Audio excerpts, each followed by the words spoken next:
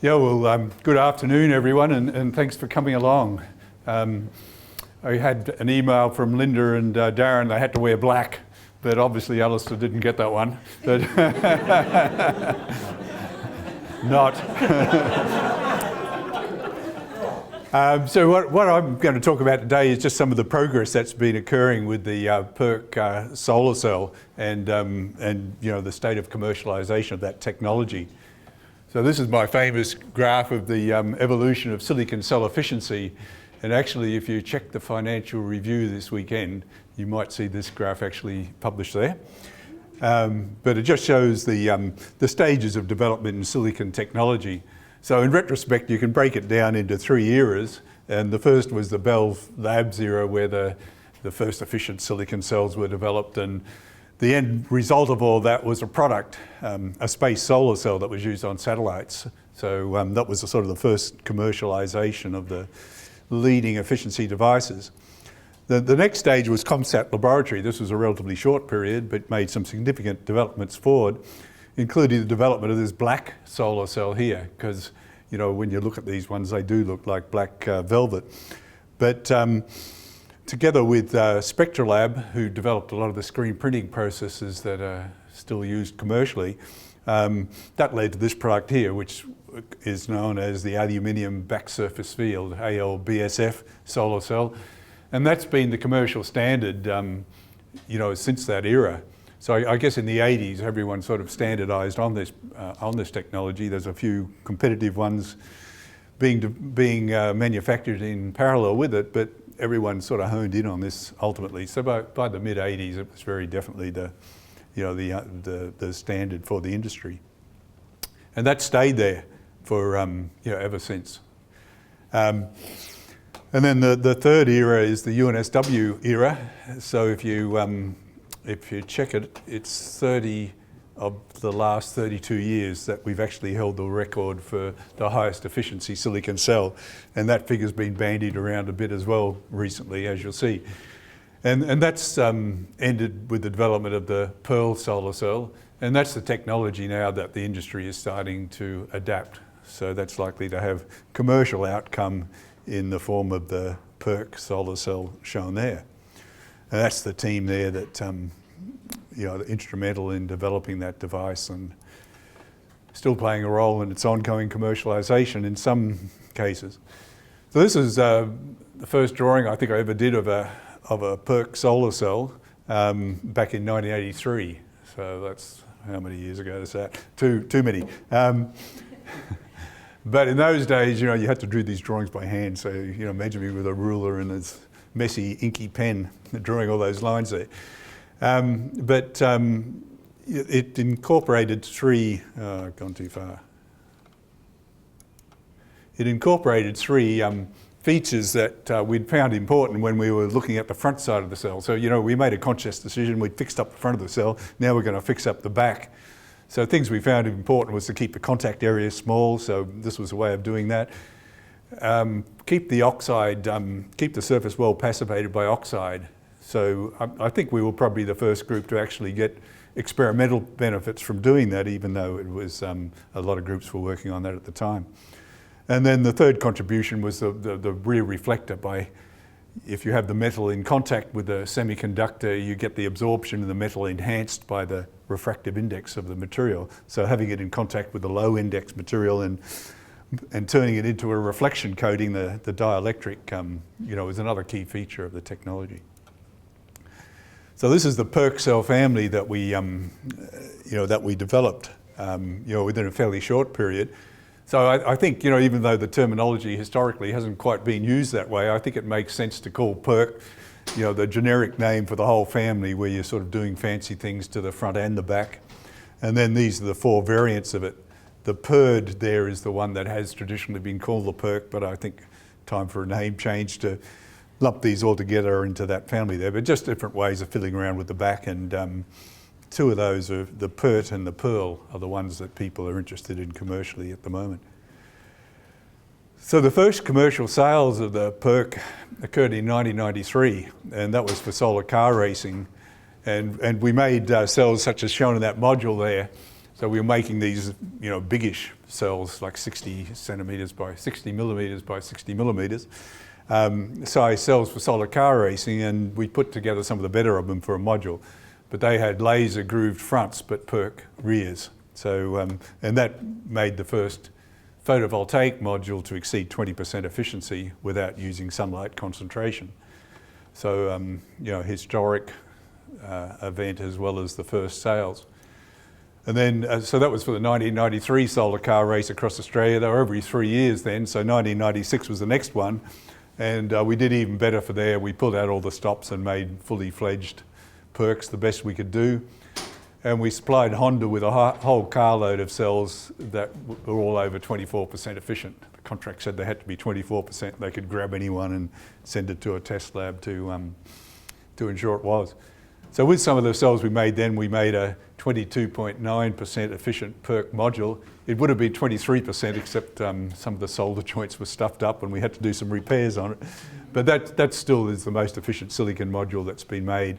And I think that's what the industry will be doing as a standard product over the next 5-10 years. So that's where the industry's heading, towards those type of efficiencies from the present levels of, you know, 15 to 18% present typical levels.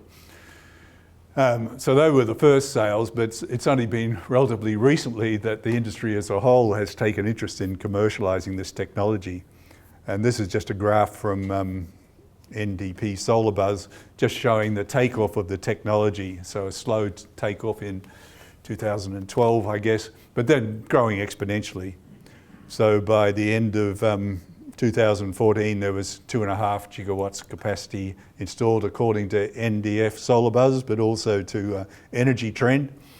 The early incentive for commercializing the technology came from Taiwan. So that blue region there is the percentage of the 2.5 gigawatt capacity depending on country where it was installed. So Taiwan were the leaders in this, and Global Solar, Sunrise Global, thank you. Sunrise Global in Taiwan, which involves several of our people, you know, sort of led the charge there in terms of getting that technology into production and showing what it could do. 2015, that capacity's more or less tripled over that period. Taiwan's still a big player, but more going into China and other countries, which I guess are Malaysia and maybe Korea. So still growing exponentially, and Energy Trend thinks that's going to continue. This is just showing Taiwan is the orange colours and the rest of the world is the green colours, broken down by technology. So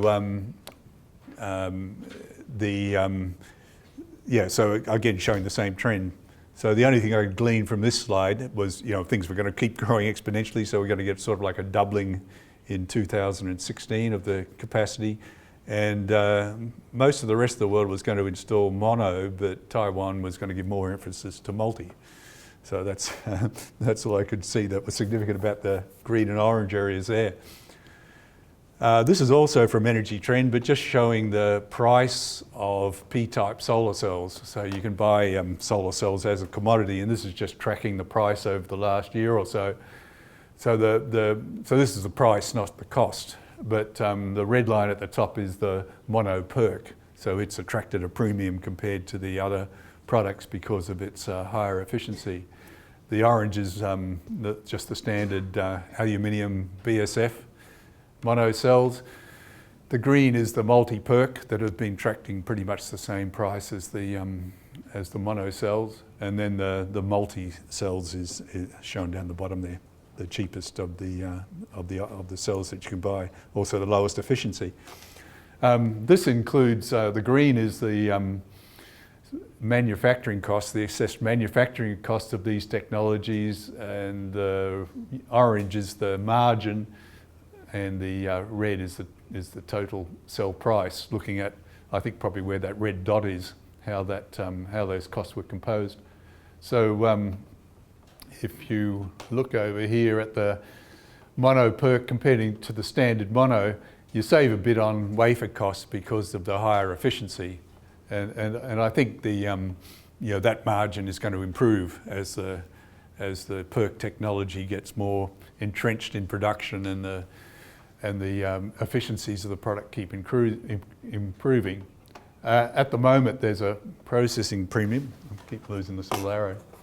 This is the other lighter green region shows the processing cost of taking the wafer into the cell. So at the moment, it's showing it, like, 30 to 50% higher for the PERC technology. But again, as that technology matures, you might expect that differential to close down, as the PERC technology becomes more standardized, as people figure out the best way of doing things.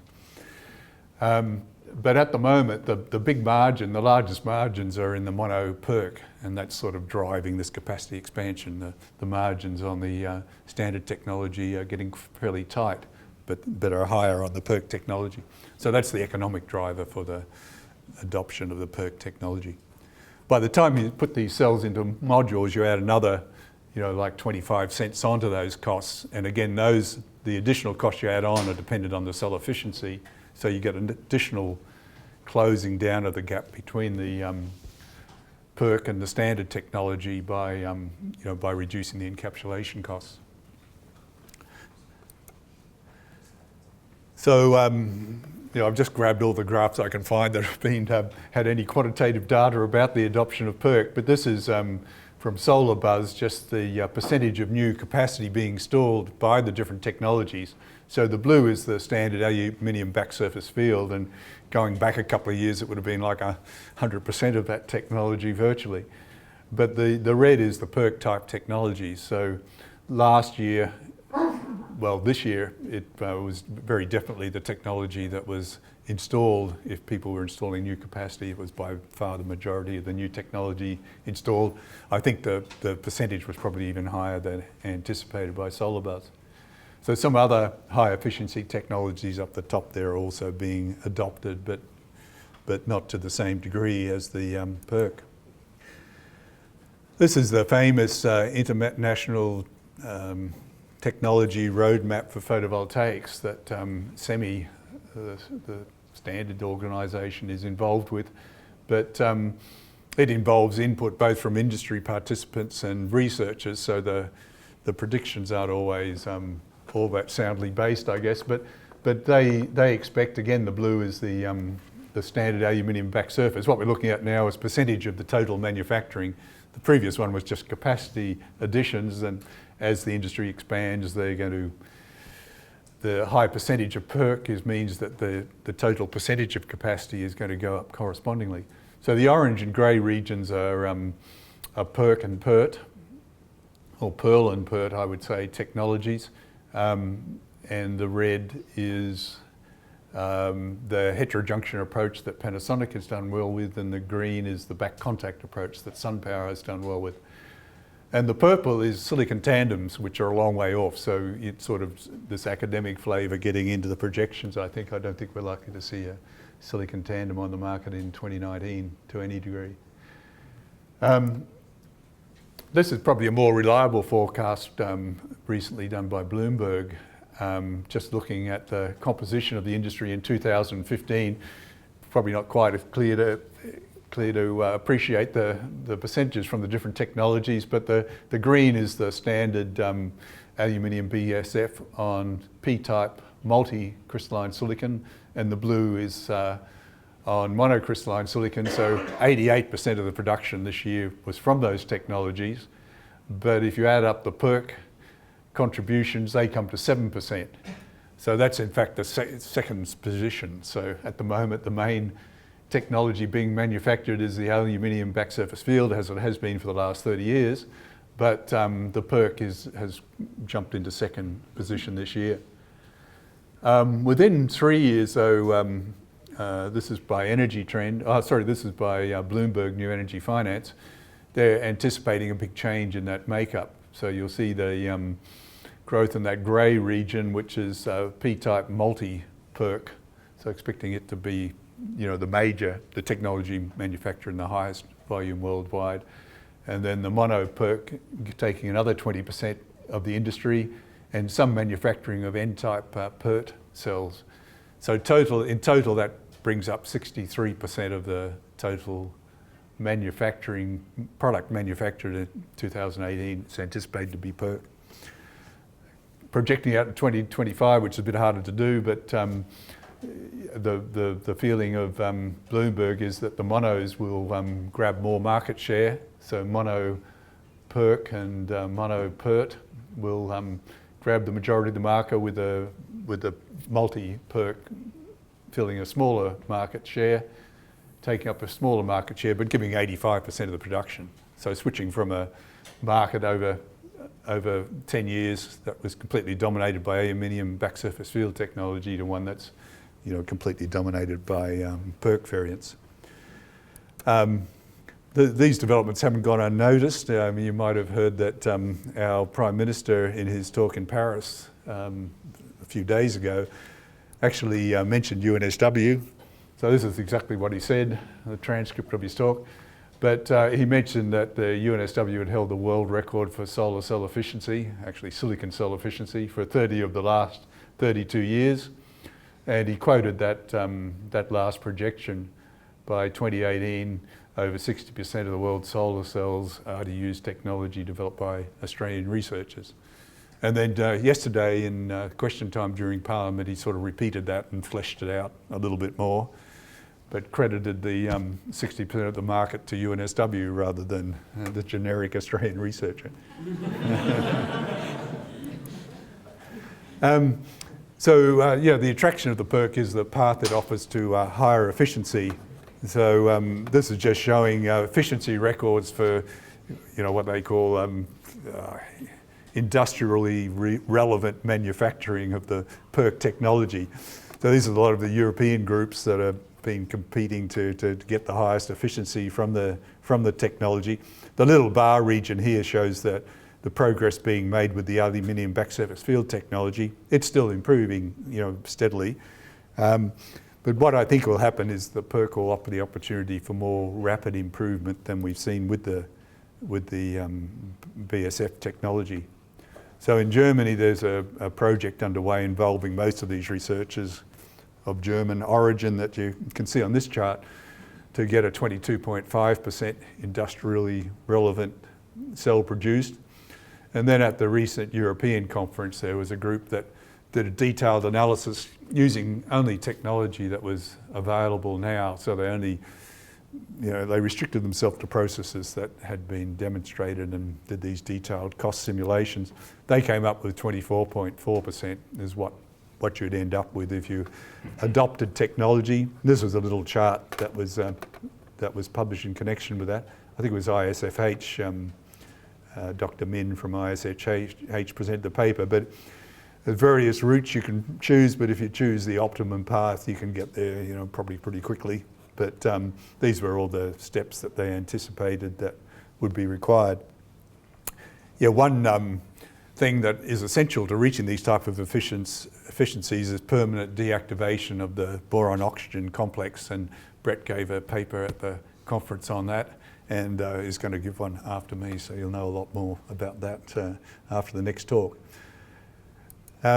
So conclusions, the PERC has reached a sustainable critical mass now, so it's got the momentum that it's likely to fulfill that prophecy of grabbing the majority of the market share by 2018 or at least 2020, which was the international roadmap projection.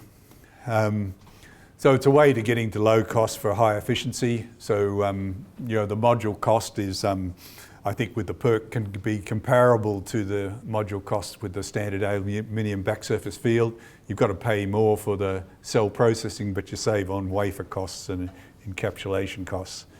So, it's a path to low cost for higher efficiency. And then when you actually use the panel, the installation and balance of system costs are becoming an increasingly important part of the levelized cost of generating electricity from photovoltaics. So increasing efficiency directly addresses those. So those buying panels are going to want higher and higher efficiency as time goes on.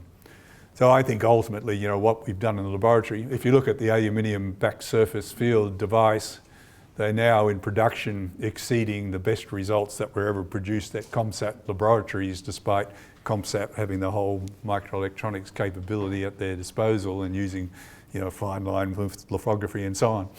So I think that's what's likely to happen with the PERC technology as well. The industry will hone in the processes and probably go past where we got to in the laboratory with the technology. So 25% feasible, I think.